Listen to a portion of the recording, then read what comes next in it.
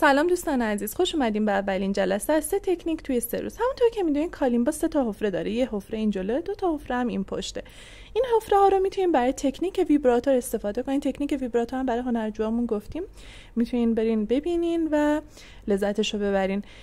بچه‌ها این حفره ها میشه یه کاری دیگه هم یا یه استفاده دیگه هم ازش کرد، به این صورت که شما یه وقتی حالا بنا به دلایلی دوست دارین صدای کالیمباتون بیشتر به گوش برسه، وقتی که این حفره ها آزاد باشن یه صدای معمولی، حالا اون اکو صدایی که داخل باکس کالیمبا میپیچه، به گوش میرسه.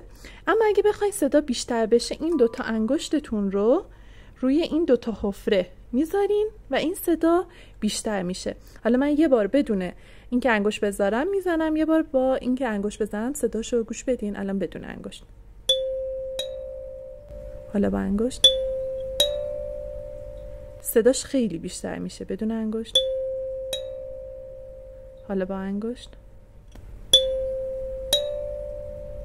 این رو حالا وقتی که کالیمبا پیشتون باشه خیلی ملموس تره و بیشتر حسش میکنین. موفق باشین.